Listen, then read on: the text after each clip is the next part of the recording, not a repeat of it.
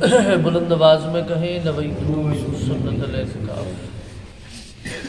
پیارے آقا صلی اللہ علیہ وسلم کے پیارے دیوانوں، نماز سے متعلقہ جو فقہی مسائل ہیں ان کا ذکر چل رہا ہے۔ آج متفرق چند ضروری مسائل اور سماعت فرمائیں۔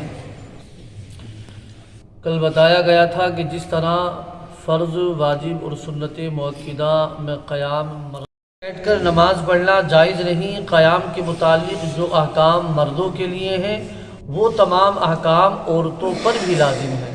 ایسا نہیں ہے کہ مردوں کے لیے قیام فرض ہے اور عورتوں کے لیے چھوٹ ہو، عورتوں کے لیے اس میں رعایت ہو، بلکہ جو احکام مردوں پر ہیں قیام کے وہی احکام عورتوں پر بھی لازم ہے۔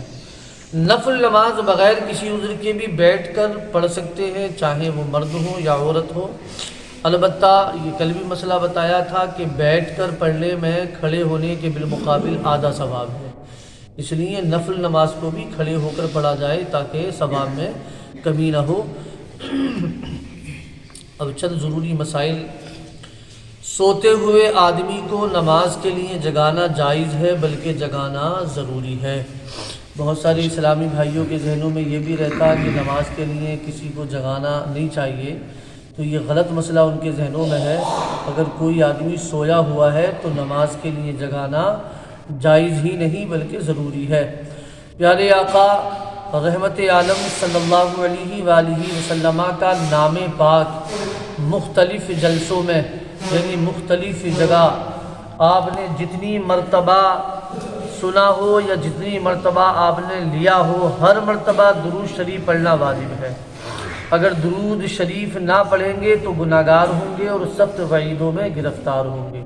یعنی اگر مجلسیں آپ کی بدلتی رہیں، آپ یہاں بیٹھے، یہاں ایک مرتبہ نبی پاک کا نام سنا یا آپ نے اپنی زبان سے لیا تو درود پاک پڑھنا آپ پر واجب ہے۔ اب یہاں سے اٹھ کر آپ دوسری جگہ چلے گئے، وہاں پھر آپ نے مصطفیٰ جان رحمت کا نام پاک سنا یا لیا تو پھر آپ پر درود پاک پڑھنا واجب ہے۔ یعنی مختلف جلسوں میں مختلف جگہوں پر جتنی بار بھی مصطفیٰ جان رحمت کا ہم نام پاک سنیں گے یا لیں گے تو ہر مرتبہ درود پاک پڑھنا واجب ہے۔ البتہ اگر ایک ہی مجلس میں چند مرتبہ نام پاک سنا تو ایک مرتبہ پڑھنا کافی ہے، ہر بار پڑھنا لازم اور ضروری نہیں۔ جو شخص صرف وظیفہ پڑھے اور نماز نہ پڑھے وہ فاسق و فاجر اور مرتکب کبائر ہے، اس کا وظیفہ اس کے منہ پر مارا جائے گا۔ ایسو ہی کے متعلق حدیث شریف میں ارشاد فرمایا گیا ہے، بہت سے قرآن پڑھتے ہیں اور قرآن انہیں لعنت کرتا ہے۔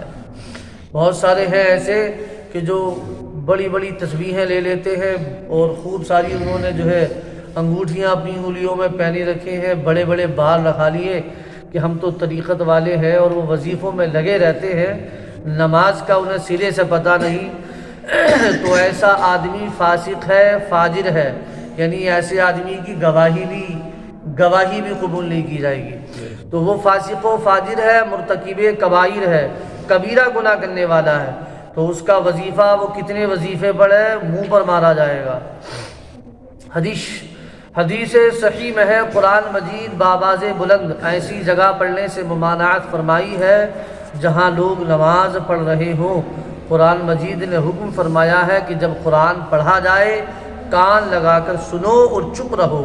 تو ایسی جگہ جہر سے یعنی بلند آواز سے پڑھنا ممنوع ہے، اور دو یا چند آدمیوں کا مل کر بلند آواز سے اس طرح قرآن شریف پڑھنا کہ ایک دوسرے کی آواز ٹکرائے، شور و غل اٹھے، سخت ممنوع اور قرآن کے حکم کے خلاف اور قرآن عظیم کی بے حرمتی ہے۔ ان لوگوں کو چاہیے کہ آہستہ پڑھیں۔ یعنی اگر آپ ایسی جگہ ہیں کہ لوگ نماز میں مشغول ہیں یا لوگ کام کاج میں مشغول ہیں اور وہاں آپ قرآن کی تلاوت کر رہے ہیں تو پھر آپ جو ہے قرآن کو دھیرے آواز سے پڑھیں، بلند آواز سے نہ پڑھیں، کیونکہ قرآن کو جب بلند آواز سے پڑھیں گے تو پھر دیگر لوگوں پر اس کا سننا واجب ہوگا، دیگر لوگوں پر اس کا سننا واجب ہوگا، کیونکہ قرآن ہی کا حکم ہے کہ جب قرآن کو پڑھا جائے تو کان لگا کر غور سے اس کو سنا جائے۔ اب نہیں سنیں گے تو یہ قرآن کی بے حرمتی ہے۔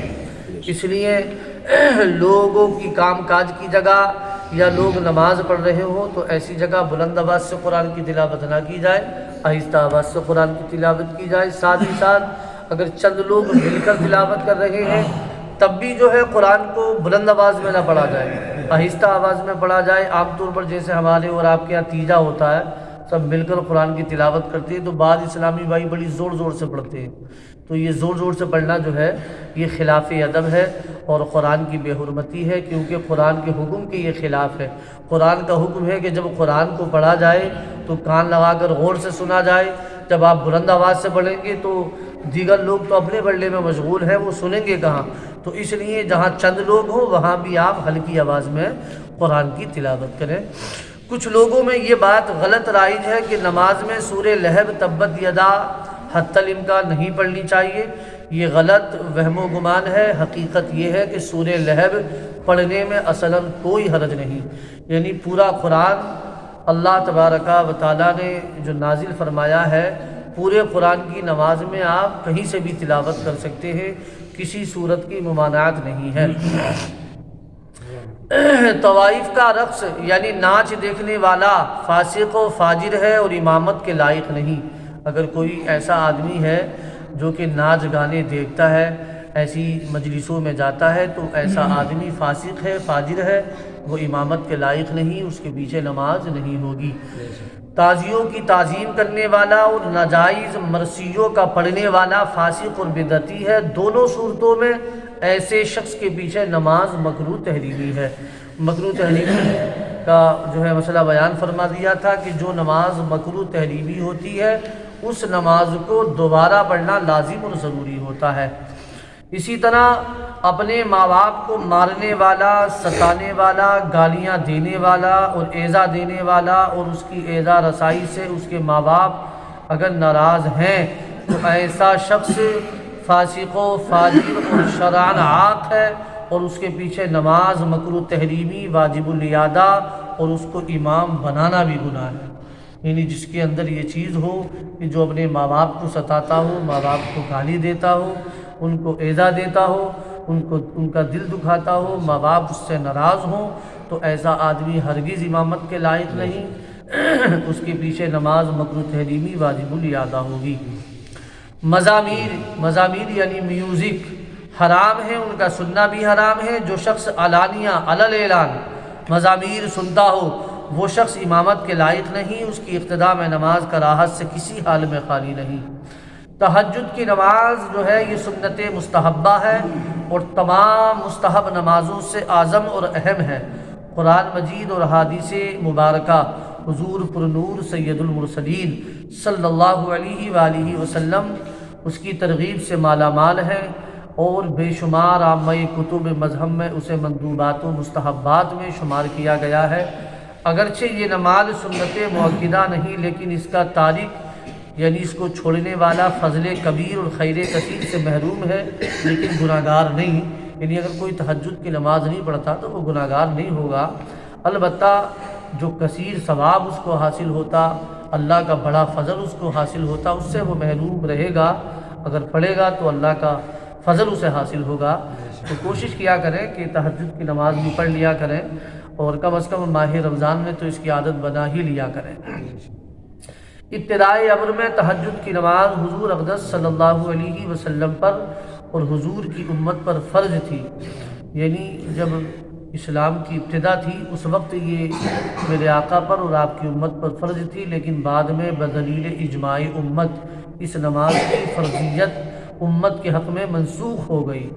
ام المومنین سیدتنا حضرت عائشہ صدیقہ رضی اللہ تعالی عنہا سے حدیث مروی ہے کہ قیام اللیل حضور صلی اللہ علیہ وسلم پر فرض اور امت کے حق میں سنت تھا، یعنی اب یہ امت کے حق میں سنت ہے، میرے آقا پر یہ تہجد کی نماز فرض تھی۔ عاشوراء کا دن بہت ہی فضیلت کا دن ہے، اس دن تلاوت قرآن، ذکر و اذکار اور نوافل پڑھنے کی بہت فضیلت ہے، لیکن عاشوراء کے دن کے معنی نوافل بطریق مخصوصہ کے متعلق جو حدیث روایت کی جاتی ہے، ائمہ دین اس حدیث کو موضوع اور باطل بتاتے ہیں۔ علامہ امام علی بن سلطان محمد حروی قاری مکی حنفی المعروف ملا علی قاری علیہ الرحمہ و رضوان اپنی کتاب موضوعات کبیر میں عاشوراء کی نماز کے متعلق فرماتے ہیں کہ عاشورہ کی نماز جو ہے بالاتفاق موضوع ہے، لیکن یہ دن بڑا فضیلت والا دن ہے، بہت ہی اہم دن ہے۔ اس دن کثرت کے ساتھ اللہ کا ذکر کیا جائے، نوافل پڑھے جائیں، خوب تلاوت قرآن کیا جائے۔ ایک مسئلہ اور سماعت کر لیں نمازی کے آگے سے گزرنے کے متعلق۔ نمازی کے آگے سے گزرنا بہت سخت گناہ ہے۔ نمازی کے آگے سے گزرنے والا گناہگار ہوتا ہے، نمازی کی نماز میں کوئی خلل نہیں آتا۔ یعنی نمازی کے آگے سے جو گزرے گا وہ بہت بڑا گناہگار ہوگا، اس کے لیے سخت وعید احادیث مبارکہ میں ہے۔ لیکن جو نماز پڑھ رہا ہے اس کی نماز میں کوئی خلل نہیں آتا۔ نمازی کے آگے سے گزرنے کی سخت ممانعات احادیث میں اور اس پر سخت وعیدیں وارد ہیں، لیکن یاد رکھیے گزرنے اور ہٹنے میں فرق ہے۔ گزرنے کا مقصد ہے اس جانب سے اور اس جانب آ جانا، یہ گزرنا ہے، اور ہٹنا یہ ہے کہ آپ کسی کے آگے تھے، یعنی کوئی آپ کے جسٹ پیچھے نماز پڑھ رہا ہے، آپ اس کے آگے ہوئے، آپ اگر ادھر کو ہٹیں یا ادھر کو ہٹیں تو یہ گزرنا نہیں ہے اور اس کی ممانعت نہیں ہے۔ بہت سارے اسلامی بھائی میں نے دیکھا ہے کہ ان کے پیچھے جو اگر کوئی نماز پڑھ رہا ہوتا تو وہ اتنی دیر کھڑے رہتے ہیں، تو یہ گزرنا نہیں ہے، یہ تو ہٹنا ہے۔ ممانعت جو ہے وہ گزرنے کی ہے کہ کسی بھی نمازی کے آگے سے گزر نہیں سکتے۔ ہٹنا جو ہے وہ الگ ہے اور گزرنا الگ ہے۔ گزرنا میں نے بتایا، گزرنا یہ ہے کہ اس جانب سے اس جانب آ جانا، یعنی آپ یہاں ہیں، کوئی نماز یہاں پڑھ رہا ہے، ظاہر سی بات ہے اب جب آئیں گے تو یہ گزرنا ہوگا۔ اور اگر آپ یہاں کھڑے ہیں اور آپ کے پیچھے ہی جسٹ کوئی نماز پڑھ رہا ہے تو اب یہ گزرنا نہیں ہے، آپ ہٹ سکتے ہیں، آپ ادھر کو بھی ہٹ سکتے ہیں، ادھر کو بھی ہٹ سکتے ہیں۔ اگر آپ کو کہیں جانا ہے یا ہٹنے کی آپ کو ضرورت ہے تو بالکل ہٹ سکتے ہیں، آپ اس چیز کا انتظار نہ کریں کہ یہ سلام پھیریں گے تب میں ہٹوں۔ ہٹنے کی کوئی ممانعت نہیں ہے، گزرنے کی ممانعت ہے۔ تو یہ چند مسائل آپ کے سامنے ذکر ہوئے، مزید انشاءاللہ کل گفتگو ہوگی۔ اللہ رب العالمین کی بارگاہ میں دعا ہے مولا کریم ہم سب کو تمام مسائل نماز سیکھنے اور سکھانے کی توفیق عطا فرمائے۔ درود پاک پڑھیں، اللہم صلی علی سیدنا و مولانا محمد و بارک وسلم، صلو علیہ صلاۃ و سلام علیک یا رسول اللہ صلی اللہ تعالی علیہ وآلہ وسلم۔ اللہم ربنا آتنا فی الدنیا حسنۃ وفی الآخرۃ حسنۃ وقنا عذاب النار وادخلنا الجنۃ مع الابرار یا عزیز یا غفار یا رب العالمین یا ارحم الراحمین۔ یا الہی ہر جگہ تیری عطا کا ساتھ ہو، جب پڑے مشکل شہ مشکل کشا کا ساتھ ہو۔ یا الہی بھول جائیں نزاع کی تکلیف کو، شادی دیدار حسن مصطفیٰ کا ساتھ ہو۔ یا الہی گرمی محشر سے جب بھڑکے بدن، دامن محبوب کی ٹھنڈی ہوا کا ساتھ ہو۔ یا الہی جب زبانیں باہر آئے پیاس سے، صاحب کوثر شہ جود و عطا کا ساتھ ہو۔ یا الہی جب چلے تاریک راہ پرصراط، آفتاب ہاشمی نور الہدا کا ساتھ ہو۔ یا الہی جب چلے تاریک راہ پرصراط، آفتاب ہاشمی نور الہدا کا ساتھ ہو۔ یا الہی جب سر شمشیر پر چیاں پڑے، رب سلم کہنے والے غمزدہ کا ساتھ ہو۔ یا الہی جو دعائیں نیک ہم تجھ سے کریں، قدسیوں کے لب سے آمین ربنا کا ساتھ ہو۔ یا الہی جب رضا خواب گرا سے سر اٹھائے، دولت بیدار عشق مصطفیٰ کا ساتھ ہو۔ اللہم حفظنا من کل بلاء الدنیا وعذاب الآخرہ۔ اللہم رب ارحمہما کما ربیانی صغیرا۔ اللہم انی اعوذ بک من البرص والجنون والجذام ومن سیء الاسقام۔ اللہم انی اعوذ بک من الشقاق والنفاق وسوء الاخلاق۔ اللہم ربنا اتمم لنا نورنا واغفر لنا انک علی کل شیء قدیر۔ اللہم ربنا تقبل منا انک انت السمیع العلیم وتب علینا انک انت التواب الرحیم۔ وصلی اللہ تعالی علی محمد ونور محمد وعلى آله وأصحابه برحمتك يا أرحم الراحمين بحق لا إله إلا الله محمد رسول الله۔